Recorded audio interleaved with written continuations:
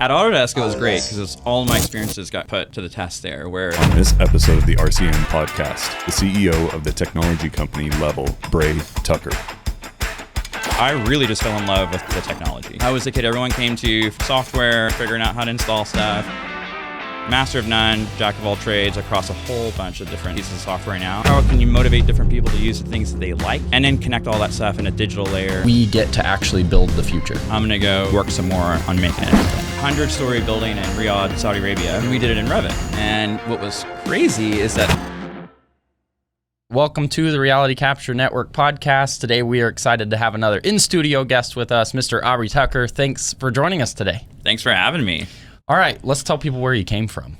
Where I came from? I am from Texas originally. Okay. And I now live in Canada. So today I drove. Yeah. From Canada. From Vancouver, Canada, through Mount Rainier Park, and I've been hanging out in Boise. That is awesome. Well, I'm glad you made it in person. I love hanging out in person. Virtual, you know, I think we got used to doing a lot of virtual stuff over the last few years, but there's nothing like getting to just sit in person and hang out and talk and get that connection. So I'm glad you made it in. Yeah, thank you. All right, well, we're going to take kind of the normal flow we do. I think there's a lot of value, you know, obviously RCN in whole, we talk a lot about new technologies, innovation, where it's applied in different industries. And I know you have a background that we're going to love digging into, but I also like getting into personal stories.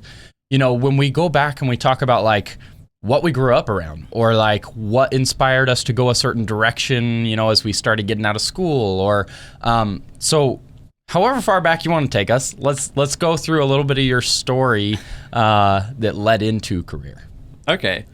So actually, I think I have a perfect way to tell this. So in the 80s, when I was a little child, my mom got a hand-me-down Atari game system. And the first time it was turned on, my dad said he watched my eyes dilate. He was just like, whoa, this could be dangerous. So I was hooked, loved Atari. So I only had the like box of games that it came with, but then my uncle got an original Nintendo. And I think that kind of just started this love and interest with just like consumer electronics. So loved a Nintendo, loved figuring out like her VHS system and all that good stuff. And then as I got older, I just kind of stayed with it. And my dad was worried about how much like interest I had in it, so he wanted to make it more competitive. So there were these little mall tournaments you could do for like OG Street Fighter and stuff like that. And so anyway, it's hilarious. My dad made me go as a kid, and I was losing to adults. And he was always just like, don't worry about it. It's totally fine. You're 9. Like, you're doing great. But it was funny because he made like video games for me, something that could be more constructive. So it was more about like, oh, this is what other people are scoring. You need to get around there, or you need to do things like this. So it just turned into this like thing that I enjoyed doing. Yep. It was just like a practice. Yeah. So when I was in school, we had to read this book, Where the Red Fern Grows. And you're supposed to design a house for the author based off on how you like read the book. So I just love that idea. And I drew a house, I made some perspectives, made some elevations, and we were just asked to draw a picture. I just had fun with it and drew a bunch. And the teacher was like, do you know what an architect is? And I said, no, I have no idea what that is. She's like, well, you should check out architecture. And so got into it. In high school, we had a great program. My freshman year, I was learning AutoCAD and just learning how to draft. So drafting was super fun, and it was kind of like, felt like it was a merging time, like 3D Studio, Viz was out. And so I just kind of got into modeling, really enjoyed it, really enjoyed kind of like how you can build different relationships in a model, and just had a bunch of fun with it. So in my high school program, we were submitting into drafting tournaments with our 3D models, which at the time it was like a new category. Yeah, super early. And was that in Texas? That was in Texas, okay. Yeah. So Jersey Village High School actually had a really good just technology program overall. So like Cisco had like little kind of like coding, programming, and like electrical engineering type stuff that you could get into as well. So yeah, it was a good program. And I really just fell in love with like the technology. Yeah. I think that was my jam. And so when I went into college and did 5-year program for architecture, I was the kid everyone came to for like software and like figuring out how to install stuff. Me, I just loved the whole thing, like how you put it in your computer, what kind of computer you had. I was building computers at that time. And so for me, like the program was fun, but I always had a lot more fun just with like the software that we were touching and types of things we were doing. So digital fabrication was kind of a new thing there too, but got me into Rhino. And that was pre-Grasshopper. So we were using Rhino script to talk to CNC machines. But it was cool. Like I love the generation I came from because we really saw so much of this technology change into what it is now, which is like, in some ways a lot easier, but in some ways way more complicated because there's just so many plugins, so many add-ons, so many different things you can do within a visual like programming environment. So I like knowing kind of like where it came from, the roots, how it works, and then when I see stuff now, it's like I'm either impressed or like, wow, someone made a plugin for that. It's like totally unnecessary. Man, I'm sure you've seen a lot of change. It's and Autodesk too. You know, it's definitely, you know, Autodesk and Adobe are my strongest suites for sure. So I think, you know, rendering was like a big thing in architecture, and knowing how to render well was kind of this compositing effect of you would render as few images as you could that you would then overlay in an Adobe product and then try to just speed up your workflow. But it's cool because like I'm kind of like a, you know, master of none, jack of all trades across a whole bunch of different pieces of software now, which I think does really kind of inform my innovative spirit that I have now, where it's like you've got, you know, some options and you're kind of looking at your company culture, you know, how can you motivate different people to use the things that they like using, and then connect all that stuff in a digital layer somewhere else. And that, to me, I love that idea of like digitalization versus digitization. And like just being more actually digital. It's like, hey, how are you making your decisions? Like, when are you using your brain? Because like those are the things you want to support. It's like anything else that you can automate, like let's automate all of that. That's what you should invest in. So got really excited about the technology in school. Obviously, like you said, you didn't even know what architecture was, and you're like designing, you know, elevation views and everything else. What did it look like getting out of school and getting into career, and then, you know, kind of what your career started going forward.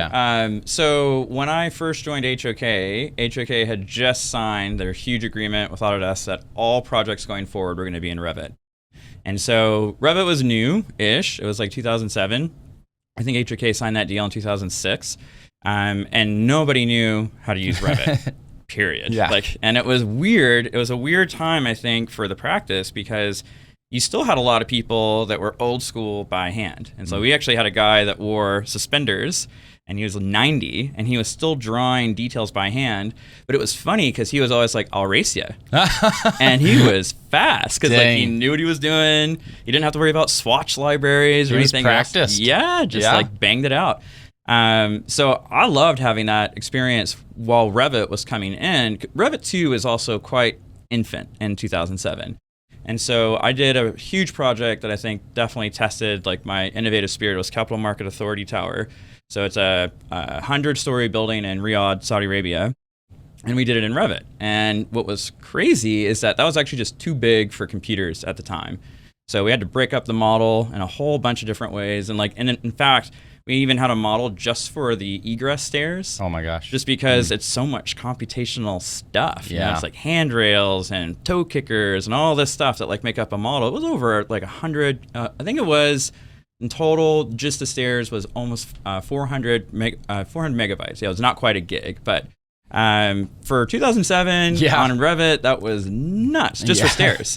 But anyway, so I got into Revit, and just because I loved like the technology of it, I was a big AutoCAD person before that, and I was lucky. One of the guys that helped write Revit, Cyril Verlet, he still runs a consultancy now. I got to learn from him. Oh, awesome! So it was great because he was just like, he saw that I really liked, you know, what I was doing. He used to be an AutoCAD expert. And so he just like blew my mind one day. He was like, okay, look, check this out. We're going to draw this thing in 3D. And I didn't realize yet that the model was connected to the sheets. And he's like, now go look back at your sheets. And I had just updated like 30 different sheets because it was all referencing the model. And I was just like, whoa, this is amazing. It made it by itself. Amazing. So I got so into it. So I became a like model manager at HOK. And then I think a huge thing for me, I probably would still be at HOK had the last recession not forced them to lay off half the company. But it was hilarious because it was me and one other guy, Jason Sanderford, who's now director for Gensler. Oh, nice. He runs Canada.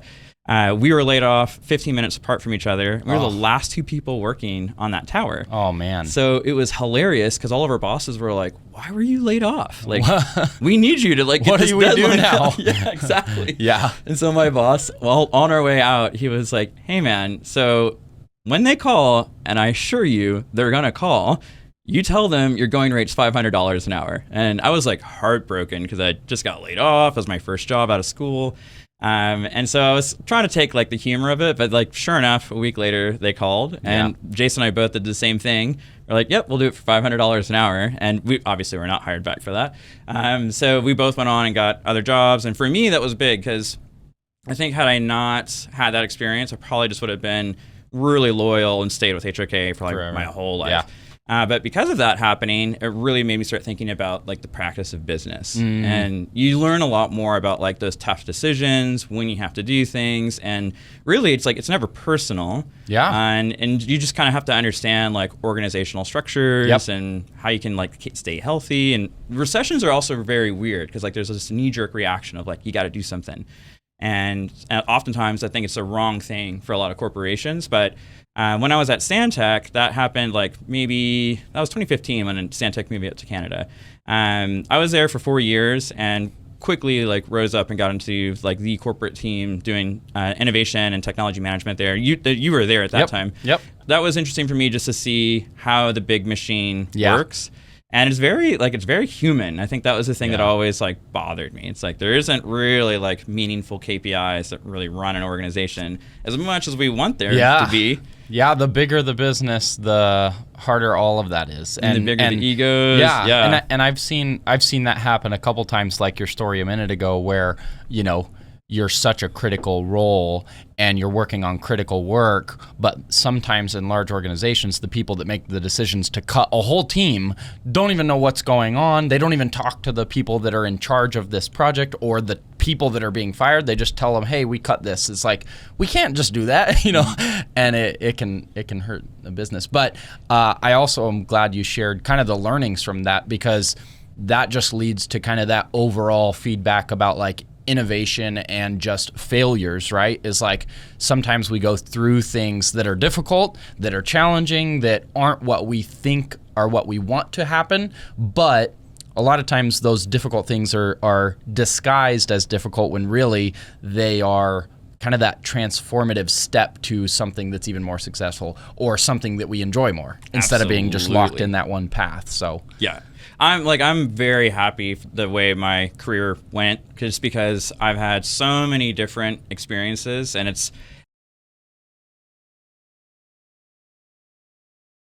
leading digital strategy for one product. It's the BIM Collaborate Pro product. And they called it project delivery, which I always took issue with because I was like, that's a delivery model. Like, what are we talking about? And so it was just like, but it's funny because like tech culture, that you come up with words and you just kind of like rally behind it. It's more like a battle flag than anything else. And it's the same thing with like computational design or like generative design. And so now it's really funny because it's kind of come full circle. I used to always get on a soapbox to be like, hey, there's a big difference between generative design and computational design. One is underneath the other, but now here we are, and everyone's just calling it generative AI, and I was just like, words, words. And we, with a lot of the stuff we focus on, we see some of that with like reality capture and digital twins and metaverse, right? It's like, what are these? What is that? It's camera. No, it's a scanner. No, it's a drone. It's like all of them. And digital twins, they're like, yeah, I took a bunch of pictures of it and have this mesh. That's a digital twin, right? It's like, and then the other group is, no, it has to have data tied. And, when technology is expanding and innovation's happening, all these words come out. They have different meanings to different people. And until there's really definition around them, it's difficult. Yeah. I mean, and it's funny too, like, so I got to sit on the Digital Twin Consortium for Autodesk. And it was hilarious to see that argument there, because even among experts, people doing what I would call some bomb digital twins, like good ones. They would still argue like this is not quite like digital twin. They put a number behind it. This is like grade 3.1 or 3.5, and it's kind of like level of development all over again. But it's interesting because it's like if you get like IoT devices hooked up and then kind of have these issues of like, okay, well, what's your backbone for your infrastructure going to be? Is it hackable? Like, is it wired? And it's like, it's crazy. But I actually love that because it's like, it's just all the technology kind of like put together, one big problem. And if you're trying to do like predictive maintenance and stuff, like there's some great use cases for that kind of, execution. But it's like, this whole thing of just trying to get an organization, oftentimes like a plant of like a manufacturing plant, to understand like why they need something. And those cultural issues, I've always found like that's the hardest part. Like you gotta have a pedagogy to like walk people through each concept of like why you need each thing. And then at the end, it's like, don't you want that? It's like they need to want it for it to actually like happen and be used in a big organization. And I think that's always, I've always seen that struggle. It's like that last part, people don't really want it. It's like, oh, that's cool, we should have it, but it's like they don't want it. They're not trying. Yeah, and I think it, the times you see it start making progress is because someone within the organization is passionate about the technology or the idea, and they're willing to work with outside, collaboration to figure out that why do we need it and how can we use it, where the majority of the organization isn't really going to do that. But if you can find that champion guy or girl or whoever to work with in an organization to then push, that's when you start seeing, okay, they get approval to spend a little bit of time on it. And then if you can make progress, now they can talk to the organization and they give more leeway, and they're like, okay, you are making a difference. We're starting to see that. But if you don't have that type of person in your organization, then makes it very, very difficult. Yeah, it's impossible, I would say. Yeah. I mean, it's funny. It kind of goes full circle back to what started my consultancy, Nexi. They had a problem very similar to this. And so they had a design operation and then a manufacturing operation, like two different organizations. They needed to get digitally connected together. And so they thought their ERP was going to solve that. And when I first got in, I was like, okay, we can look at Microsoft Dynamics. That's what they wanted to use. And it's very good at handling like manufacturing data. So you can get all your procurement costs from all of your different suppliers and track their rates and stuff. But it's always this thing of like, okay, so who's putting in the data? Like, where are you getting the data from? And those things always cost money. And I think that's always a thing with these complicated things that people don't think about. It's like, you need it. How valuable is it to you? Because you need to pay for it at some point. It's either a human doing like that time, or you're paying for technology to try to automate it for you. So we ended up having Microsoft Dynamics and Forge from Autodesk be their two primary databases. Forge is interesting because it's like an older technology, but it kind of works like you would expect a database to work, which is very different than like a Revit file system. Because like the Revit database is kind of locked in a version of Revit. It's not something you can query like across a whole bunch of models. Like there's a lot of work you have to do to try to stack them all together. Forge is this weird thing where it's like built kind of like for the 90s. So it's like you version stuff, it can have relationships, you can stack it however you want in an organizational structure, so it can have folders or not, whatever. So it's neat how some of those ideas, like older ways of doing databases, I think are actually better for the future because they're more flexible. Oh, interesting, yeah. So it's like that's what they ended up doing, and they're still trying to do it as far as I know. But it's a culture issue at the end of the day. And like they lose people who were the champion, someone else comes in, it's this big complicated technical problem, and it's like, ooh, I don't know if I am going to figure this out. Okay, so let's keep walking through some of the journey. So you mentioned a few companies that you worked at. What have the more recent years been, focusing on, and as far as technologies, and maybe even why you focus on them? Sure. So I got into VR pre-Oculus. So it was $100,000 to play. Like a setup, a computer, and a chair. And at the time, I was working for this company that's now owned by Canon. It was Equipment Collaborative at the time. And we were doing hybrid suite operating theaters. And so the cool thing about hospital design, especially for operating theaters, is that you have different surgeons come in that have different things. So it's like you're switching from a neuro type surgeon down to like, a heart surgery, and the surgeon's like left-handed for one and the other one's right-handed for the other. You've got all this like boom equipment that you need to try to design to fit in, and it was all on tracks so you could move it. So I had no idea what I was signing up for and how hard it was going to be. When we were like, oh, sure, like we can just model it and you can get in virtual reality and then do a mock-up of each like piece of equipment. So we did that, but man, like I was in 3D Studio rigging, which was like, it's fine if you're doing human bodies because like that's generally what it's used for. But if you're doing the whole thing for like building a track, having things that have parameters for like how far it can slide or how far it can rotate, you have all these like, yam, jaw, yaw, whatever, like these different rotational dimensions that you got to worry about. It's just like I had no idea what I was signing up for, but it was a great experience because it was an actual use case for virtual reality. Those hybrid suite operating theaters were $1 million to mock up. Wow. And we did it for $100,000 in my time. So it was cool. And that was I think the first time I kind of saw like, okay, emerging technology and a business application. Yep. Like the dollars make sense. And I think that was kind of the biggest stepping stone into what I'm doing now. I kept using VR for architecture. It kept getting super, super easy. So now it's like dead easy. It's like there's no work. You don't have to strip any models down. You don't have to like make all your LODs like super low. You can just like throw it into any kind of game engine and just run it. Like the stuff that Unreal and Twinmotion is doing now, it just blows my mind because it's come so far just in 10 years. So, I mean, what's cool about VR for me is that I was just looking at all of these other like business applications that you could do. One of them was like a punch list. And so we did this at a hackathon where we would record the voice as you were walking, and then we kind of knew that point in space of like when you had that idea. So we were able to geotag you, and then we were able to make a heat map of like, okay, here were all the comments. Now I can start labeling the comments, kind of structuring which ones cost money, which ones don't. And I love that idea of like using voice because that's not limited to VR.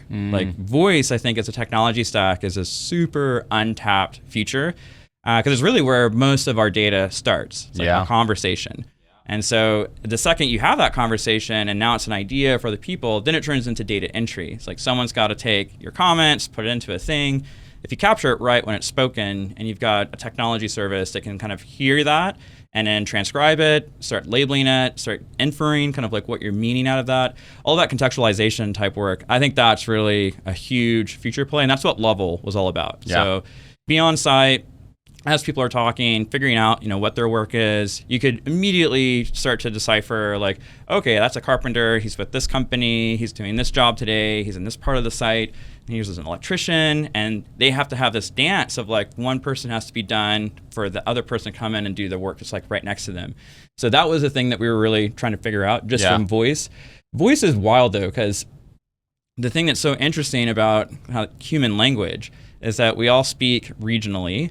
And regional effects also have like legal things that are different. So the way you respond to an RFI in the state of Texas is pretty different from how you might do one in the state of Washington or Canada or Europe. Europe doesn't even have RFIs. So it's like there's all these different like project delivery things that you have to figure out.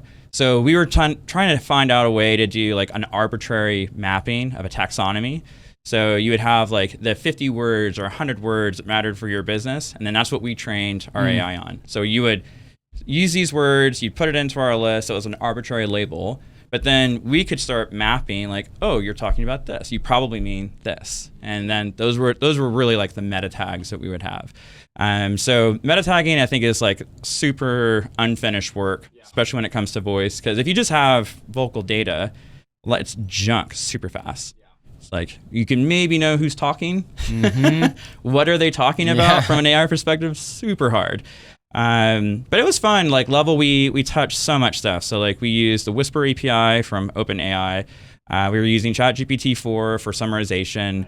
Summarization's super fun. And that's and it's where you can see the limitations of ChatGPT very quickly. Like it can hallucinate so fast. So it's like you'll be talking about I don't know, you'll be talking about like a truck, and somehow it thinks that like the wheel of the truck is like the most important thing in that conversation, and it just stays on that. And it's like, it's the smartest and dumbest thing all at the same time. Yes. So it was fun. Like, but to me too, it's also hilarious to see some people like, oh, this thing is like sentient and it's intelligent. And it's like, dude, you have not even tried. Yeah, I think that's we could probably do a whole 2-hour conversation about AI and yeah, I mean, just all the umbrella terms, right? Like, but it's funny when you break it down. Like, so Level used like almost all of the AI jargon words that are out there, but the real technologies that we cared about were translation, transcription, inference, and context. So it's like when you infer something, what can you actually figure out what the context is? So in construction, this is super interesting because people disagree all the time, right? So it's like there is no truth. Like, so you kind of have to let that just be off the table. It's like, this is this person's perspective, this is this person's perspective, and in our technology, it's fine if they clash. So that was a big thing that we designed for, which kind of goes back to like that older way of doing database work. We just left it open. So we had a flat data model. So we had a non-SQL data model, and then we had a performant SQL data model. But once we knew your words and we knew kind of like how you wanted to search and how you wanted to infer stuff, then we would copy that over, and then that would be your quick search you would actually do and like kind of pull the data from.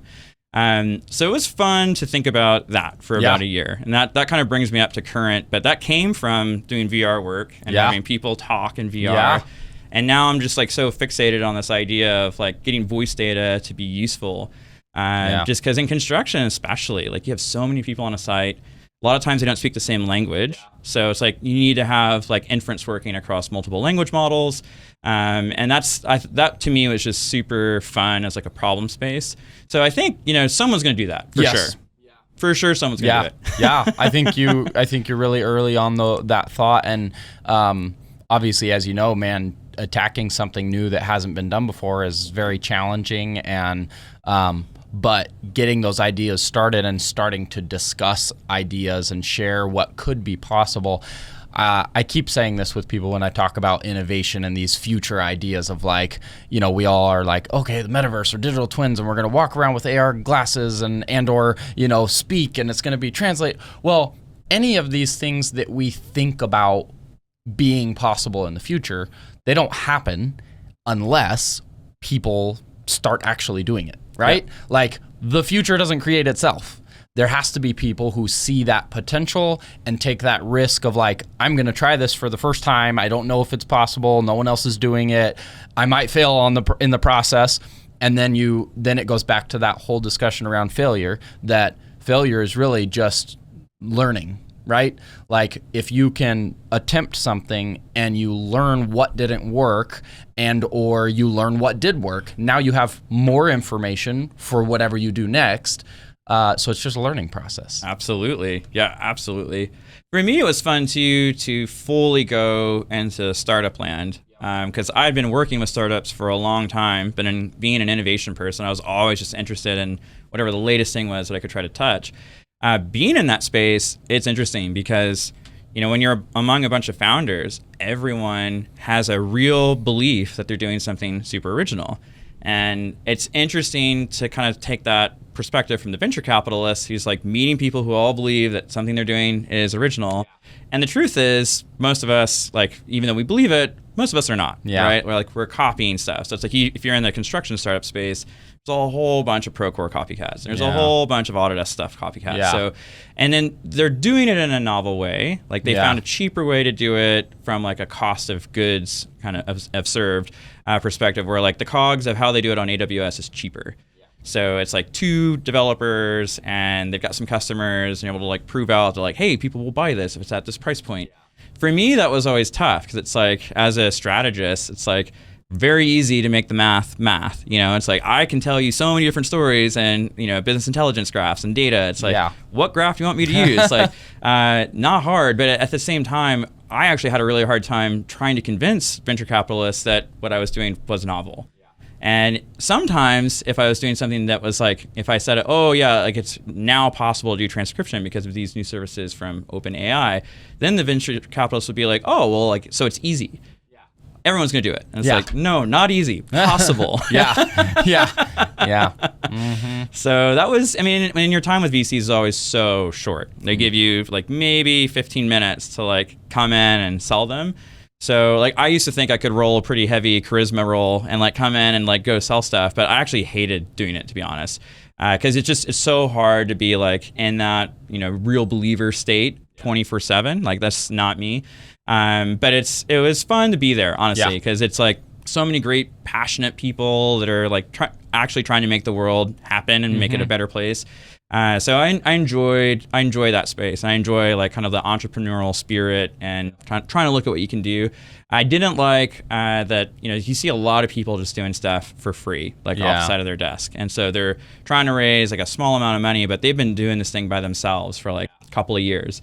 I kind of wish we'd go back to the VC model that was present like in the O's, maybe early teens, where it's like, okay, you've got a great idea. Let's look at the business plan. Yeah. And before you build anything, it's like you get enough people to believe like, this is what it's going to cost to do it. Here's how it's going to happen. Instead of this where it is now, it's like, make it happen and then get some customers and then we can talk about your growth. Yeah, that's hard. It's super hard. It's like almost impossible for big ideas just because big ideas are big. They're hard. Like it takes a lot of people to make it happen. So we were close, you know, and I think that was, it was great. We had a great partnership with Ventana Construction. And they gave me a ton of insight to their company as well. So just full access to talk to foremen, supers, like their labor managers and all of their different sub companies. So that was a great experience for me because it was just getting to see all of these other little issues that are there just in how you manage or how you try to manage. And construction's got a lot of stuff going on too, right? It's like, you know, it's the labor force is dwindling, it's getting smaller, projects are bigger, they're more complex, there's more stuff to do. So it's like we've got a weird impasse that's coming. So we need to be more efficient in some way, right? Which is where it kind of now leads to technology and innovation and the integration of new workflows and how to be more efficient or how to reduce the need for more labor or so. That kind of brings us probably to where you are now, right? So you shared a lot of your history, what you've gone through, learned a lot of tech, applied a lot of different ways, tried the startup, and you're now helping companies, you know, kind of on a strategy side from all of those perspectives. Is that correct? So I'll launch kind of the brand of this, really Tucker Technology Consulting. And it's been something I've been doing since 2021, starting with Nexi. And it's actually how I met Ventana Construction as well. They brought me in to look at one of the things that they were doing from a software perspective. So it is something that I really enjoy doing, just like reviewing digital strategy, trying to make the business kind of justification for whatever it is that they're doing. And then just also just being like that person that can just, you know, call the kettle black when you need to. It's like, you're doing this and you're getting no value out of it. Like, let's look at that. Yeah. And sometimes that's a team, right, of people. And so I think that's where culture is. It's honestly my favorite thing with tech now. It's like when tech meets culture. And it's like, if you have a company that doesn't like using tech, like you're not using it, period. Or you're not using it with those people anyway. So that's something that I think my main consultancy will like. That'll be kind of the top tier service. It's like looking at big strategy things because it's a super customized thing to get into. Like you got to spend a lot of time like interviewing everybody, seeing how they work, looking at their data, trying to see how they infer it. Because the usual thing that I get brought in for, at least the 5 contracts I've had so far, it's like, how do I make a KPI out of this? And it's like, okay, step 1. Questions. Yeah, so many questions. What is a KPI to you? Where does this data come from? And it's like, everyone thinks it's just a thing, like especially executives, they think it's just a thing you can just flip on. And it's like, this is all arbitrary decision land. Like, do you think that's good? Okay, cool. Like, I'll put a value for that's positive. And you think this is bad, okay, this is a negative thing. But it's interesting because like you kind of do have to start fresh with each one. But yeah, I mean the consultancy too, like just because I've done so much stuff, like I'm happy to help out with VR and I'm happy to help out with BIM and actually just like execute BIM projects. Yeah. So top of the services will be digital strategy, kind of business decision making, or you can bring me in as like innovation management, or if you actually have an innovation project and you want someone to just focus on it. Yeah. But a lot of that stuff is like, you know, business reporting, so business intelligence stuff. I did that for Stantec, and it was hilarious to convince a company that already uses Microsoft to use Power BI. But that was, you know, it was one of those things where we had to be outside the CEO's office doing something with Power BI and then them walk by. And then it was like, whoa, what is that? That's our data. It's like, yeah, it's your data. You can shape it however you want. And it was like, that was the light bulb moment for, at the time, it was Bob. And then Gord came later. But it's interesting, that kind of stuff, because you really kind of have to have those moments. That's why I call it like a pedagogy. Like, kind of have to give people stepping stones of ideas to then get into like, okay, now here's the really big idea that we're going to try. And you have to suss that out. So like, that's the top of the services, and then BIM delivery, digital twins, 45D modeling. Like, I'm never like, I love drone technology and LiDAR technology, but that's a set of hardware stuff that like my brain wants to know, but I'm just like, nope, we got enough. We got enough digital stuff. Things. Yeah. Well, I think we're at the point in the industry too that, honestly, this type of consulting is just very needed, because there are a lot of organizations that are seeing enough, through social media, through conversations, through videos online, that they're like, okay, I'm seeing this laser scanning work. I'm seeing, digital twins talked about, and that I can use it for simulation. And yet, like we talked about earlier, they may not have that champion internally, or they have, company culture issues or whatever that is, that as the interest grows in really adopting these, we need people who have gone through the experience as a user, as a performing these services, understanding the value, because we've done it on so many different jobs, to now be able to work with those organizations that are interested. I don't want to call out names, but you look at just large retailers or large oil and gas facility manufacturers, or so many of them know that this technology can transform their company, but they don't even know where to start. Exactly. What platforms do we use for digital twin? How do we link data? So it'll be cool to watch and see where you start plugging in and helping firms. And I think there's a big need for it. Yeah, I'm stoked, man. And at Stantec, there's some interesting things about doing work like this in Canada. Canada as a country invests in anyone trying to do innovation. And one of the things that I did is a program called MyTax, where you can go to universities and then you can start hiring students. You just have to match what their research is on the work that you're doing. And it's awesome to see the academic field of BIM and VDC starting to really grow, where you've got people doing postdoctoral work, like publishing stuff. So I've been a reviewer for Emerald Publications. So I've done a few of their BIM journals they've published. And what's interesting is just to see, like, the most recent one I did was applying BIM as a different delivery model mechanic in Ethiopia, where they're trying to battle like having investment resources happen for roads and highways. So they wanted to have this like concept of, if we can map things better on the field and show progress, banks will feel more comfortable, providing resources to a high-risk country. And that was their whole paper. And I was just like, this is awesome. Wow. It's super, super neat. So anyway, like the matching all that together now, Tucker Technology Consulting, I'm going to try to have as much of those like research type base employees like come in and like continue to show me like what they're thinking about.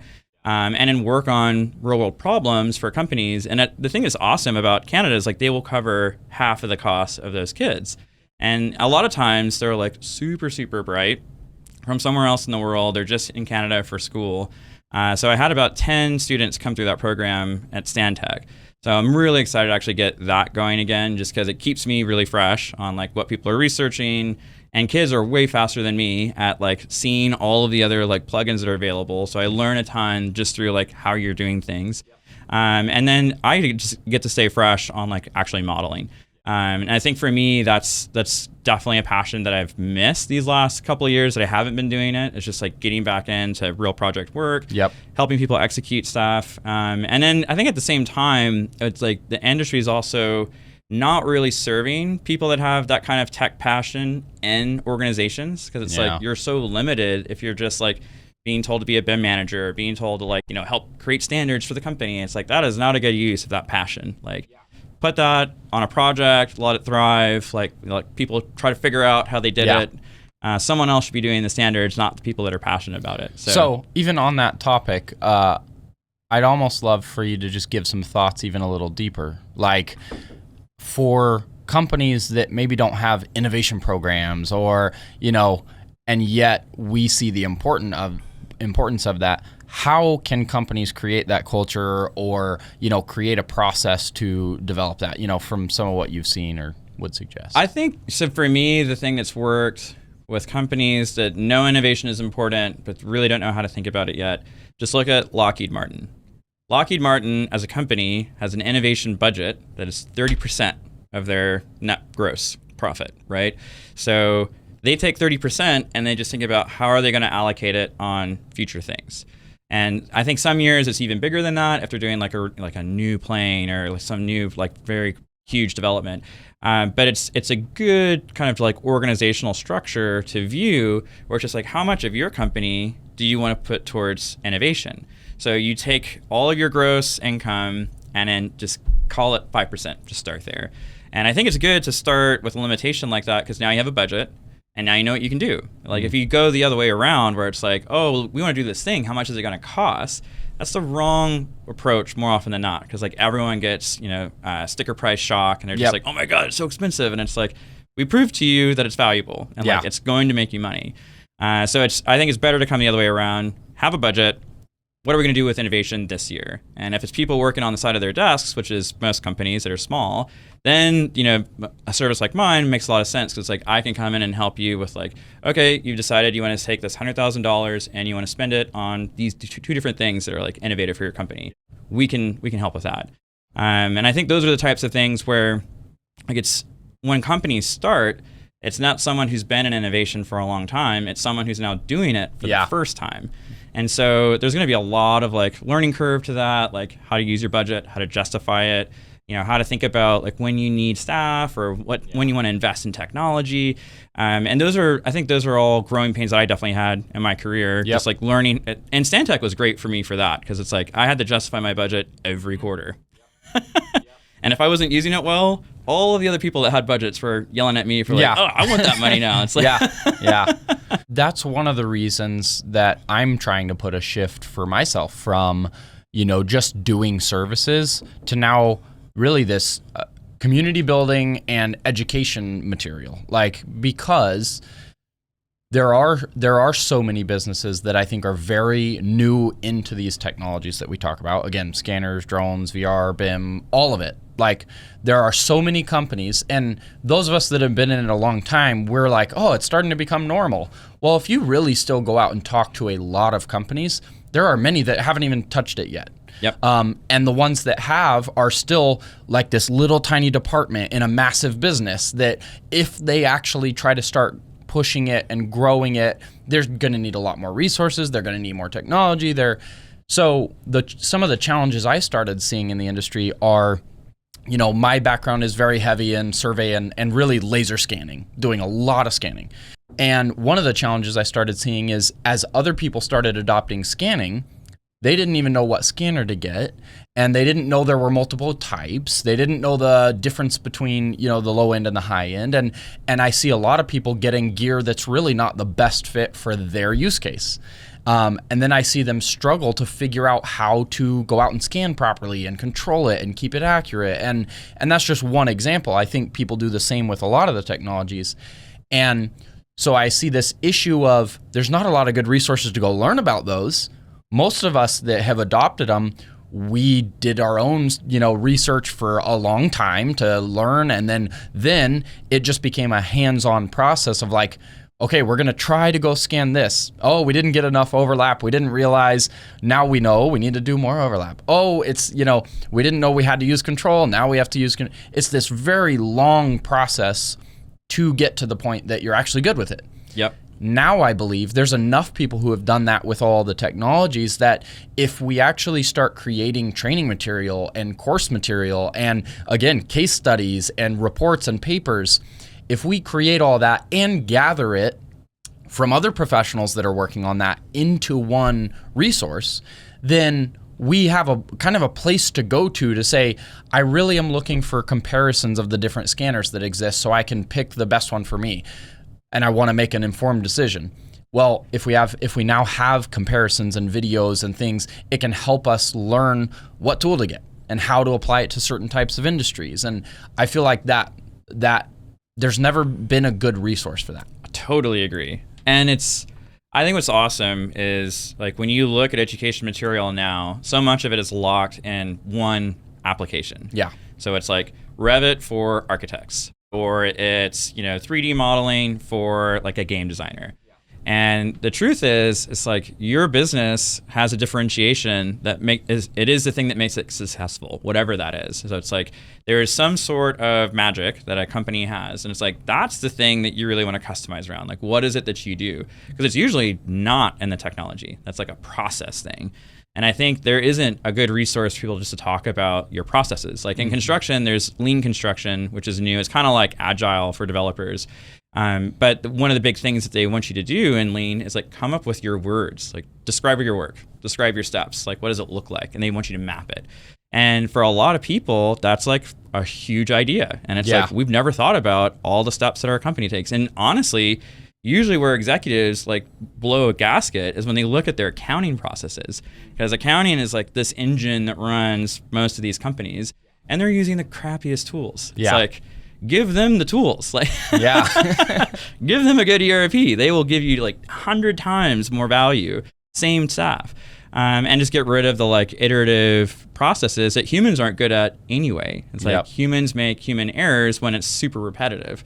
And I think those are the things where it's like, now we can talk about like a collection of technology that makes up whatever your digital backbone is. And now you're really supporting whatever that magic is that makes your company great. And so I think that is the thing that needs to be talked about more, because like there are steps and processes just to figure that out, right? It's like, and you can repeat that and then start thinking about like customization. And the thing that I love about this space though is that every year there's like 10 new things for me to go learn and figure out. So like, this year, I really got into Midjourney, and Midjourney is amazing. Yeah. Like, that is a phenomenal tool. And, like, just thinking about it for rendering, like, I can start describing renders in terms of, like, the camera shot and the feel, and it gets it. And I can actually take a really low-quality model, have it be the reference, and then have all the glorified resolution come out of Midjourney. So I spend 0 time rendering and worrying about all of my little settings. It's amazing. So I'm loving that, and I'm loving like how you can make that a part of a new process, because it's kind of like you're leaving a smart digital space, going to a graphic space, and that's okay, right? It's like I think having these ideas of like when things need to be connected and when you can separate them, that's an important conversation for every company. Because I think the first bad mistake everybody makes when they have a digital strategy is like, we're going to connect everything. Yeah. And it's like, bad idea. One step at a time and prioritizing, Like, nobody wants that much complexity at the end, because it's like you look at the stats and it's like, you have 500 parameters and this is what your company looks like. That is totally not what you wanted, I'm sure. I'd love to get some thought around, there's so many technologies we like talking about, and you've, seen and dealt with a lot of them. What do you think, just some of your perspective from what you see, what do you think are some of the technologies that over the next few years are really going to be getting more attention or adoption, that maybe have been hanging out for a little while? Interesting. Yeah.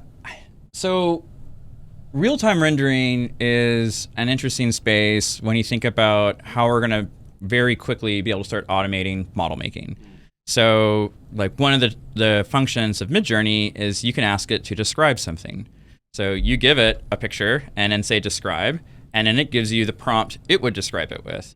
So you can start doing that with, say, like catalogs of equipment or different types of things where like you want Midjourney to describe it, and then you want to have that description go into something like ChatGPT that can write a script for Blender, and then Blender can now start being a model maker. And while we're on the topic of Blender, Blender is awesome. Like for an open source 3D modeling community, like it is bonkers how good it is. So like you can edit video in that. You can create a video game inside of it. It's like has almost the same functionality as Unreal Engine. and it has a lot of the like ray tracing effects. You can like deep dive inside Blender and connect it like directly to your GPU. Wow. So like all of the issues that you usually have when you're working within a game engine, well, it's like it's got to sit on top of Windows, and Windows has to like be able to talk to it still. And then when you're really trying to get down to like bare metal like computing, it's hard because you got to go through whatever your BIOS is that runs Windows. Blender, it's like, oh no, there's the hardware, I see it, boom, like let's just go talk to that. So for like real-time rendering and like having a way to automate your model making for the stuff nobody cares about. It's like, I don't care about a door schedule. Yeah. Ever. Yeah. I hate door schedules. But I know how to do them because they're like super annoying work. But it's interesting when you have this problem that we have in the built world, which is just categorization. So every year, like the Suites catalog books, you would go and see what all the manufacturers like were putting out, and they have all their different model numbers. That's the kind of thing that I think in the future will be amazing, like very, very quick future as well. Because most manufacturers, it's interesting when you look at any of their pictures, like they have drafting, like work for all of the things they make. But if you were to call like, I don't know, what's a good company? Like Honda, right? And they've got all this like medical stuff that they have. And you need to get through like the car side to talk to the right people that did the medical stuff, and you're just trying to find the person who made the model because like it's obvious they have one. I tried that; it's like very hard to find those people. So that kind of stuff is like when you can just start inferring that data and then bringing it into your model. I think that's kind of like a big missing piece for BIM as like a delivery like idea. Is just that you have the right thing, the right model at the right dimensions for that manufacturer. So like for whole digital delivery, digital fabrication, you know, kind of like design it fully like at a high LOD and execute. It's a different delivery model than most people work in. Usually we do the design, bid, build. And so you're not supposed to take it that far, like legally. Yeah. You need to be open for other stuff. But I think, like that technology is amazing. Blender is like just taking off, and its ability to talk with ChatGPT is just remarkable. That's pretty cool. Oh, it's awesome because like you can speak simply to ChatGPT about something you want to do that you know is going to be repetitive work. It's like, please write me a script to do this thing with the model and then change it to that, and the script will be pretty close. Yeah, like 80, sometimes 95% of the way there. And we've only been using it for a couple months now, right? That's it. So where are we in 4 or 5 years? I was like, woo. Yeah. Well, and I bet somebody who's working with Blender in the open source community is going to have that just hooked up directly. Yeah. So you can just speak within Blender. It's going to have all of the scripts kind of sorted out for you already to do kind of like simpler tasks. That's phenomenal stuff. I think we're going to see that in so many areas of really life. Oh, yeah, man. The ChatGPT type AI getting integrated in to be the customer service, when you ask questions and, when you're looking for travel plans and you're looking for ordering something, it's pulling from so much information. I try to tell people who haven't used it yet, I'm like, it's better than going to Google something, because you Google something, you Google a question, and you're like, you get all these ads and you get YouTube videos and you have 700 different resources to go read and different blogs. But when you ask AI that has been trained, that's learning from so much information, it gives you an actual answer. Yep. It gives you an answer. Googling something, you're still trying to go find what really the answer is. That's right. And so for so many types of questions and inquiries, it's amazing. It really is. And it's funny. I heard someone describe Google as, when it hit the streets, all of the other like index searching features that were out there were just full of garbage. And now, 15 years later, when you search on Google, it's full of garbage. And I totally agree. Like I've almost stopped using Google for search.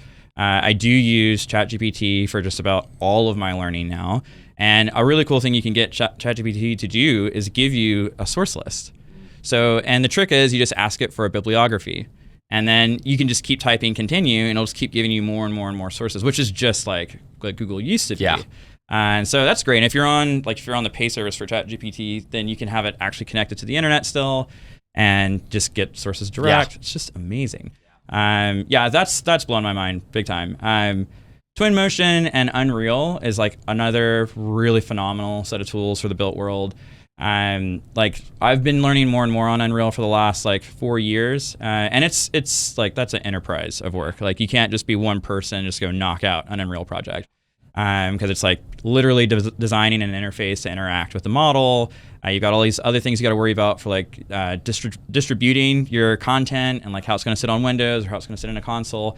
And there's just a bunch of like computer science there that, if you've got the gumption for it, awesome. But Twinmotion is that nice wrapper that's just like, here it is, just plop your model in, let's go. And it's really good. So like I have a lot of people come to me like Lumion or Twinmotion. I was like, well, Twinmotion is free. There's that. What do you want to do? Yeah. Try justifying any cost against free, and it's like, and it's really good now. Yeah.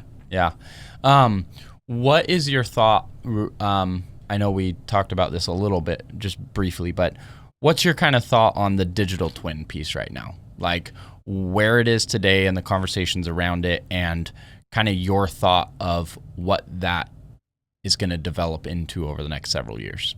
Yeah, I mean, so I'll give props to Bob Brey at Autodesk for Tandem, because Tandem is like, it's the right path, 100%.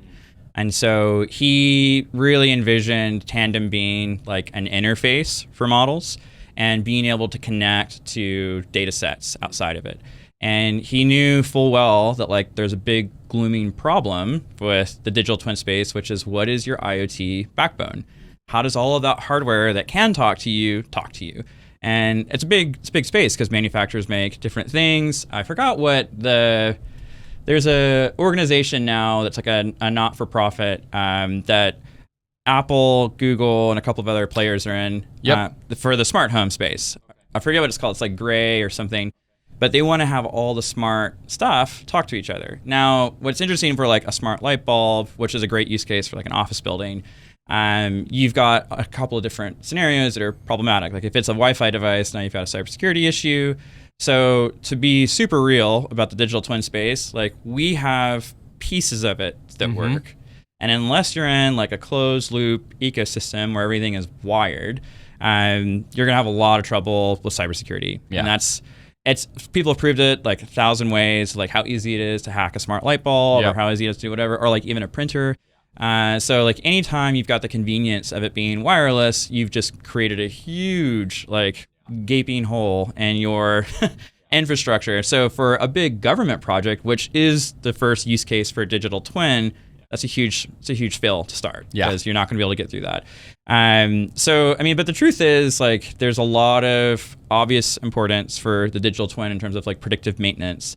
So I think manufacturing companies will probably be the first to take on that risk and be okay with like some cybersecurity gaps, just because they're often remote. And if you're through the fence anyway, they've got bigger problems than worrying about you as a hacker. So I think that's where digital twins are probably going to take off. But honestly, like I think it's a great idea. Like it needs to happen. It's kind of like what BIM always wanted to be. And I think kind of like back to like my digital services, like it's really just like everything that BIM can touch. So it's like that full life cycle treatment of building and work. And the thing that's kind of cool about where Tandem's going, it's taking a cloud-based model that can be Revit, it can be Inventor, it can even be CATIA, it can be anything, and it's simplifying it. So the LOD of the model is smarter, so it's not like hogging up your cloud computing. So for a digital twin service, I actually quite like it just because it is easy to set up, easy to use, and that's what I will use if someone asks me to help them set up a digital twin. The Bentley Services stuff is good too. I will give them like a shout out in the space because they're definitely a big time player there. But with Bentley, like the issue that you will have is like you really don't have that cloud connectivity that works, and I think that's the thing that Forge and Vault and all of those different things that Autodesk has kind of been working on for the last 15 years, they have that now, and that's a huge edge over anyone who's coming out of like a desktop space. So if you're going to try to deliver that as a digital twin, you've got a huge problem of like, okay, how do we make this accessible on a web browser? So that's kind of interesting. But yeah, I mean, I think digital twins, it's like there's a lot that can happen, and like Metaverse kind of unfortunately layers right in on top of that. And I love going through that conversation. I do, because so many people again don't they don't really take the time to pause and open up and really start digging into like what is Metaverse. So many people hear that word and they're like, oh, social, VR gaming, And yet, I think that when a lot of us in this industry, in geospatial and BIM and scanning, and we hear Metaverse and we start, for me, it kind of became the light bulb of like, it's really the holy grail of when all of this seamlessly works together. Like, I see the Metaverse as that future. We have digital copies of physical spaces, and it's geospatially where it's supposed to be, and we have the AR glasses that we can do overlays where we are. Like, I see it as the future of all the technologies kind of mixed together. And again, that opens up that idea of it will be a mix of immersing yourself virtually to walk into a digital office space and you have a hologram come up of, you're in different spaces, or, walking through an airport and having wayfinding on your glasses because that airport was mapped and now a company can overlay advertisements, or, I don't know. That's what I kind of picture as the future of Metaverse. 100%. I mean, so I used to talk about this at Autodesk too, like, Metaverse, for me, the real definition, it needs to be connected back to reality. And I think the thing about, reality capture services in general is that geodetic component, unless you've touched that and you're familiar with like what that really means, that's a really tough concept if you don't know what it is and you're just trying to mash a 3D model into something. And I remember the first time I worked on an airport, like the curvature of the earth became an issue because you had to map something that was like quite far away. And when you're trying to find like just your starting points of like where your work begins, that's hard. Like you need like a monument that you're referencing, and all of the landscaping survey work, like that's the job. It's like, how do you reference it back to the world? And for model making, there's, especially if you're in BIM and you're using a tool like Revit, like it can kind of loves think those coordinates, oh right? Oh my God, dude, it struggles big time. Yeah, because it's just you're gonna have those errors, and it's like it's not real. And I think that's the thing when you're kind of coming from like for the Metaverse to work, that easy 3D model making that kind of works in this like geodetically accurate world. Like it has to be perfect for it to work. If you're walking down the street, you're experiencing the curvature of the earth, that model needs to know where to stay, how to be. And like there are no straight lines in reality, and there's like all the stuff that's hard. So there's a lot that's happening. There's a really cool company now, Human. Have you seen that? Heard about them? I don't think I've heard that one. So Human's quite cool. There are, I think, 160 people who have left Apple to go make the next, what they're calling like human computer. And so right now it's like a weird projector device that you wear as a lapel that has a camera, and you open your hand and it just projects information on. And so you've got like a little earbud in. A lot of it is like voice command. So they're kind of after like that voice as an interface piece too, but with a projector for information. That's going to be neat because like that might be a weird curveball in our Metaverse thinking, where it's like, here's a new type of computer and this is how you interact with it. And it's not very visual. And I think that's kind of, that's a mind bender for me, because it's like I've always been thinking about those visually based problems, and maybe we don't have to solve them. And so that's kind of like, I think, a neat kind of feature of Metaverse that's like not in VR. But I do hate Facebook for taking Meta, because like I will just say that because like Meta's a great word. I loved Meta. Like I love metacognition. Like the Meta is an amazing concept. Like Platonian metaphysics. It's like it's awesome. But to ruin it and ruin almost the entire dialogue of Metaverse just from one company doing like a legal stunt of a name change, like I was pissed when I saw that. I was like, this is just dumb. And there was already another company that was a headset, Meta. I don't know if you tried on that one. So that was kind of back. I guess it was like 2016, 2017. They didn't last. It was an AR headset. But yeah, I mean, it's just like, it's dumb. So Metaverse, I think, is interesting, especially in the context of digital twin, just because like there are a lot of those same problems that we're going to have to figure out. But like the index situation for equipment is a tough one, because everyone wants to have like their master spec, version work. And words fail, especially when you're dealing with a company that's multilingual.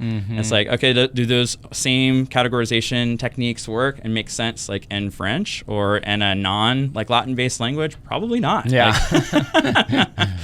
So I think there's some things there that, that's kind of up for customization with each company's use of it. But digital twin as a concept, and like Metaverse as a concept, I think there's a lot of just like nascent application that's ready now. Like you can definitely have a Metaverse of like a big, campus. Yeah. Like if you're a college, that's an easy-ish Metaverse to create. And a useful one, especially for it's like orienting people, like trying to find different things. And it's not necessarily that you need to be in a VR headset to experience it. It's just like walking through campus with maybe like a smart glass type thing. Snapchat's pretty cool for their AR sunglasses. Yeah. I've seen those. It's novel. It's like I think it's a cool way to try to approach the problem, because simple graphics, simple wayfinding, just making it interesting. I think I recently just saw, and I don't know how far it is in actually being created, but I think it might have been Volvo working on a full like AR windshield. It's out. Is it out? Yeah, it's it's like you can. I think the demo exists. But yeah, it's wild because like you can even wear a headset like in the car, like to look and have additional things powered through your lenses. It's just like, that's cool. Yeah, I think those are just all of the things we've talked about, and those and the glasses and I think we have this small glimpse again of like, what could the future look like? And again, back to what I said a while ago, the part I love is coming to realize the more that I've gotten into innovation and played with new technology, and like you said, experienced different industries, different applications, it really has shown me someone has to create it again.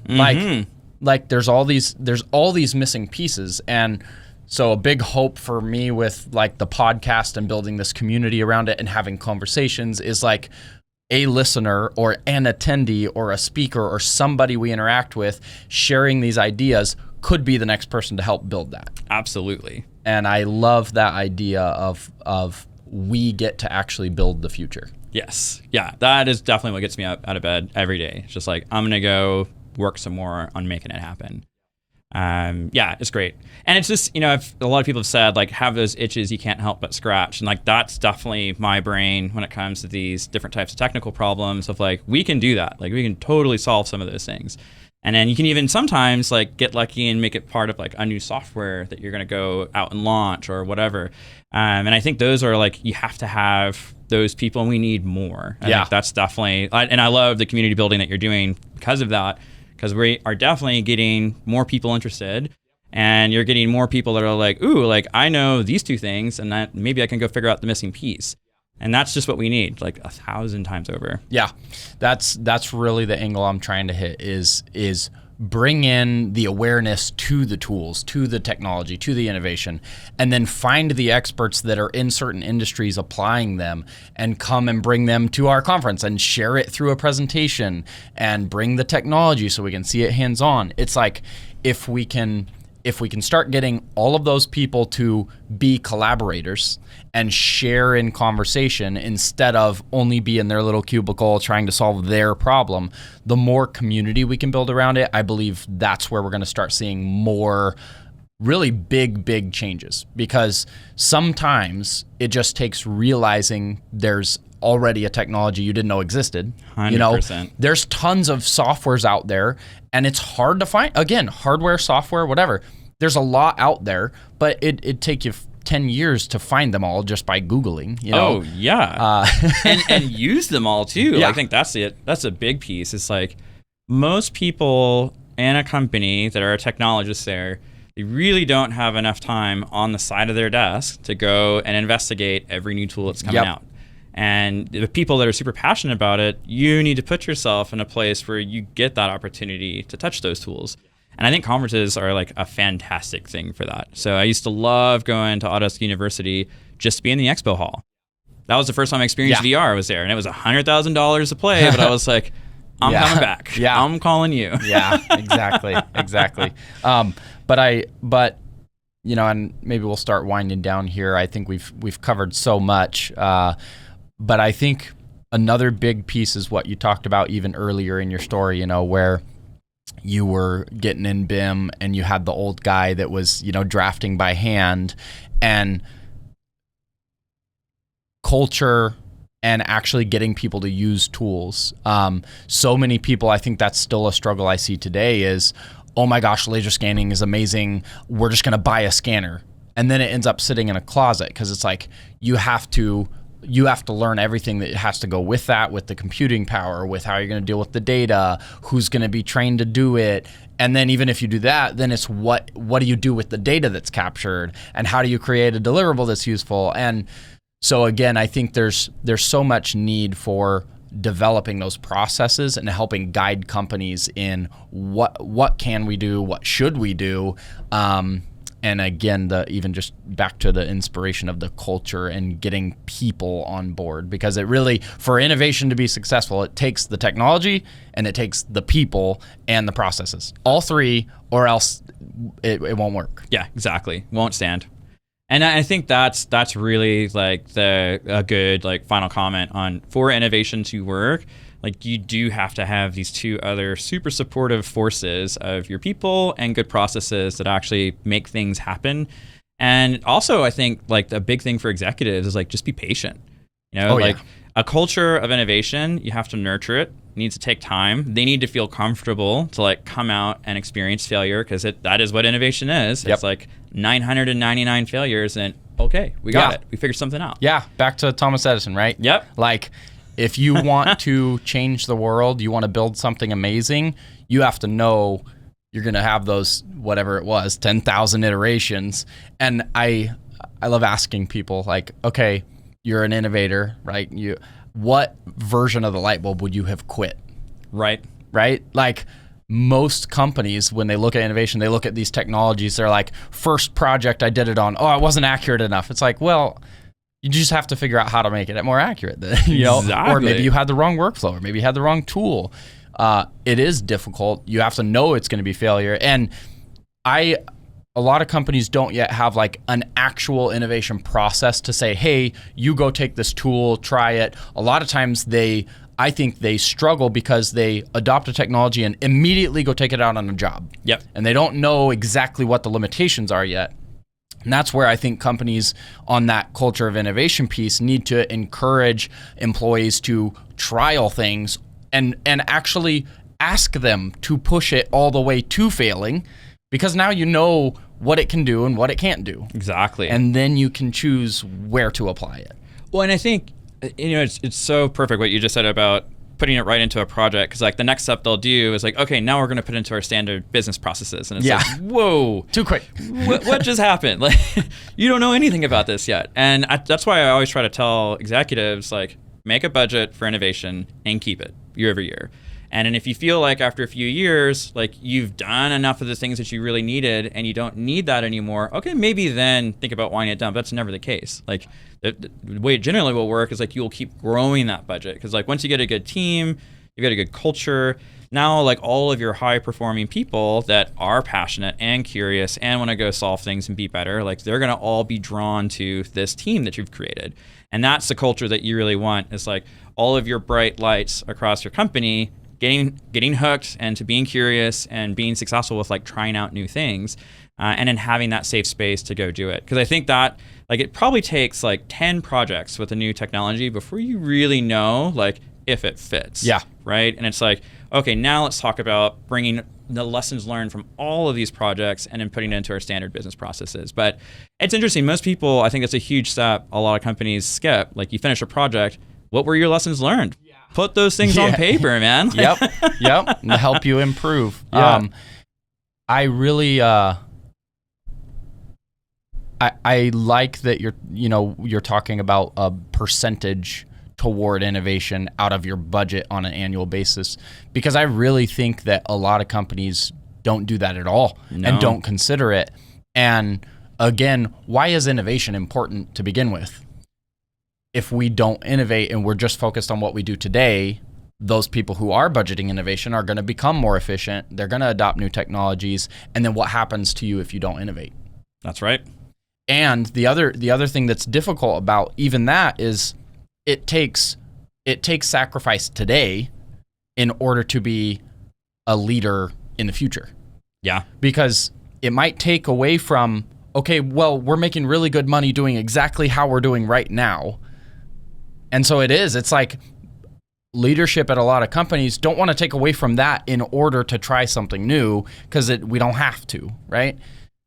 But I think we look at a lot of examples of big companies over the past that's what they did, and they got completely overrun. They had bankrupt. Yeah, you just can't compete, period. So a perfect example, there's a company in the Vancouver area called Pitt Meadows Mechanical. And so when you think about Dynamo users and visual scripting in general, most people probably imagine like it's big architecture practices that have really great Dynamo teams. And what I found amazing when I met Pitt Meadows as well as at Etro Construction, they had probably the largest Dynamo team in the area, and it's a mechanical engineering place because they do all of their own manufacturing. But they're using Dynamo in amazing ways. Like they're creating QR codes. So like when they ship all of their stuff to site, super organized. It was like manufactured in a sequence that went on trucks. Like they knew exactly what was coming out. Like they didn't even have to dig in a truck to find the next thing. I was like, oh, here's this piece, this QR code, scan, put it up, and install. So it's like, it's something I think a lot of people just have never thought that like, oh, that's where you're going to go have a really great success with Dynamo. And it's one of the biggest Dynamo teams in the city, but they're killing. That's awesome. For mechanical engineering. So that kind of stuff is like, it's amazing when you see it work because they just saw the obvious like executive decision of like, ooh, that's automating a really terrible process for us on site where it's like, we make all this stuff, now we have to go find it. And so that was the first problem they started with. It started small. They grew it year over year, and now they have a banging Dynamo team, super complex, a lot of really awesome automation happening within their execution. And you can't just like, if you're another, plumbing manufacturing company, can't just go catch up now. They've got years of innovation development on you, and your processes are different. You can't even copy the way they're doing it. Yep, that's another big point. And you said it earlier with the patience piece, but on top of being patience is that. So many people want to wait until it's already all proven out. It's like, you can't do that because you can't decide, okay, it's working out there. I'm going to buy all the tech and it's going to be in place. Like it takes years for so many of these processes to develop that you have to start early if you want to be really able to keep up with other companies. Yeah. And like that's why I always say like, if it becomes a percentage of your spend every year, you're at least trying. And it's okay if you just throw that cash away and do a bunch of things that you don't end up using because now there's a bunch of things you won't use. Yeah. And I think that's kind of it's like this difference between a scientist and an engineer.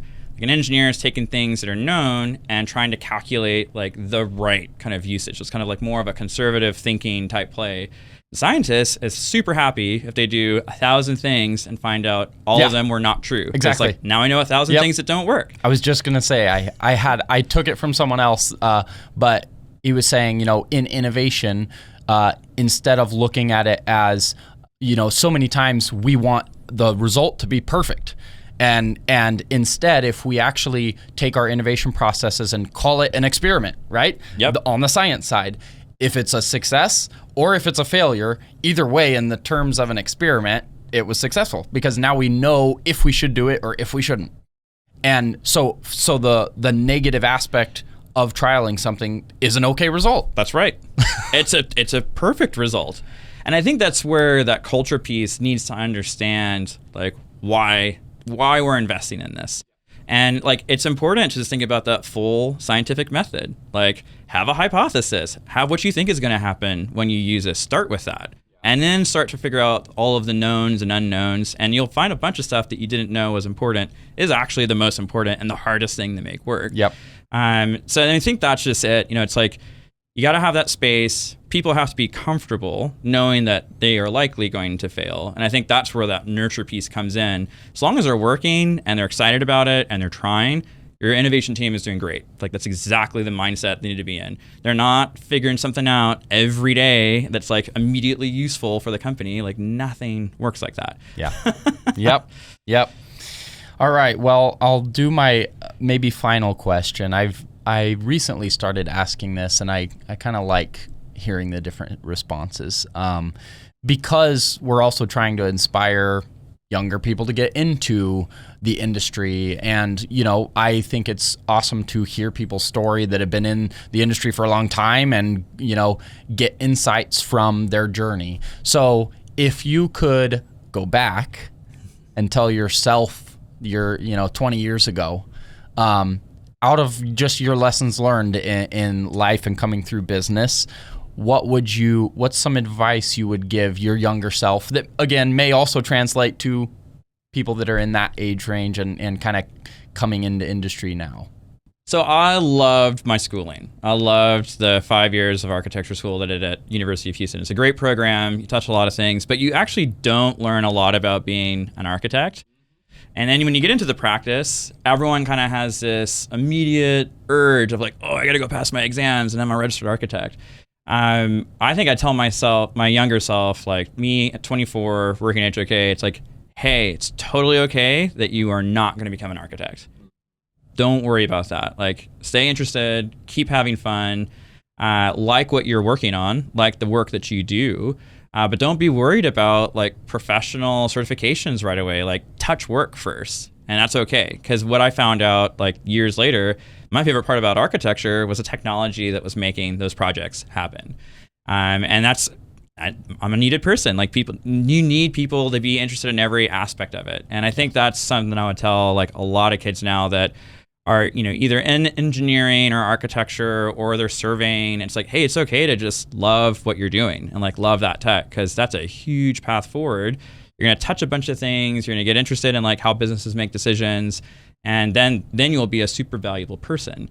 And I think that's something that people need to hear, because like you have this programming, like when you graduate high school, like I'm going to go to college, I'm going to get the thing, I'm going to do the next thing, and then I'm going to just do that. And it's like, that's okay if you don't. Like, it's totally okay to just find your own way, find something that you're super interested in, and just stay hooked. I think that's, for me, I had years where I was just like grinding out, architecture projects, trying to get closer and closer to being a registered architect, and I hated it. It's like, it's okay to hate that. Totally okay. Yeah. No, I love that response, and I feel it, myself, because I didn't go to college. I don't have a degree. I really found that when I was in survey, even when I got started, I didn't love what I was doing. When I started learning about the technology, that's what really got me excited. And that took my career path from I didn't really have a plan to where it is now. And I attribute a lot of it back to actually just getting excited and passionate about what I was doing. And so I love that, because I give some of the same advice of like, look, you don't like just get locked in like this is the normal process. I have to go straight to college. I have to pick a degree. I have to like, I like the idea of, go intern a couple places and like, feel out what you might like and what you don't, because a lot of times people try to pick their career path based on what's the most money, and you realize you get your degree and you get into that role and you're like, I don't even like this work. I want to, and it's way more, I think, rewarding in life when you can find a path that you don't just do the job because it's a great job, but you're working on something you are passionate about. You can get excited about it. And I even say for people that are maybe in entry-level roles that I think becoming passionate about what it is that you're doing, no matter where you are, is also the fastest way to climb the ladder. Because if you as a business have an employee who, is kind of just not passionate, they're just kind of doing their thing and showing up and slowly working, is that the kind of person like you're like, man, that guy's killing it, I want to promote him. But when you find guys that come in that they don't know anything yet, but man, they're hungry to learn and they're learning quickly and they're applying themselves. Applying yourself and being passionate, I think, is the fastest way you can grow the ladder. 100%. Even if it's a side effect, even if that's not the reason you're doing it. Yeah, I mean, and you're gonna, like, if you show up excited and just trying to find things that excite you with the work that you do, and just showing up and actually working every day, you are 10 times better than any other employee who's just grinding it out, waiting for retirement.